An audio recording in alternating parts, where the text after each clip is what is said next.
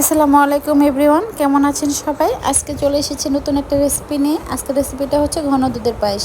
তো একটা প্যানে আমি 2.5 লিটারের মতো দুধ নিয়ে নিয়েছি। এবার দুধটাকে হালকা করে জাল করে নিব, চুলার আঁচটা মিডিয়ামে রেখে। এবার দিয়ে দেবো পাউডার দুধ। পাউডার দুধটাকে ভালো করে নেড়ে চেড়ে নিতে হবে, নাহলে দুধটা জমাট বেঁধে যেতে পারে। চুলার আঁচটা অবশ্যই মিডিয়ামে রাখতে হবে। এবার দিয়ে দেবো তেজপাতা, দারুচিনি, সাদা এলাচ।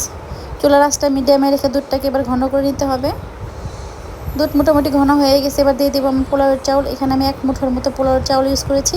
আপনারা যে যতটুকু দুধ ইউজ করবেন ওই পরিমাণে চাল ইউজ করবেন। আর মনে রাখবেন, চালটা কিন্তু বেশি ইউজ করা যাবে না, এতে করে পায়েস খেতে মজা লাগে না। এখন দিয়ে দিলাম চিনি। আমি এখানে মিডিয়াম সাইজের চামিচের 2বার চিনি ইউজ করেছি। 2বারে মিলে মোট বড় চামিচের 1 চামচের মতো চিনি হবে। যেহেতু আমি মিষ্টিটা কম খাই, এই জন্য কম ইউজ করলাম। আপনারা চাইলে যে যতটুকু মিষ্টি পছন্দ করেন সেই অনুযায়ী দিবেন। এখন দিয়ে দেবো একটু পাউডার দুধ। পাউডার দুধটা দেওয়ার পরে নেড়ে চেড়ে নিব। এটাকে শুকিয়ে নিতে হবে। এখন চালটা দুধের সাথে লেগে গেছে, এটাকে আরেকটু ঘন করে নিব। রেডি হয়ে গেছে পায়েস। এখন দিয়ে দেবো কিশমিশ। আমার এই রেসিপিটা যদি কারো ভালো লাগে অবশ্যই শেয়ার করবেন। সবাই ভালো থাকবেন। ধন্যবাদ। আসসালামু আলাইকুম।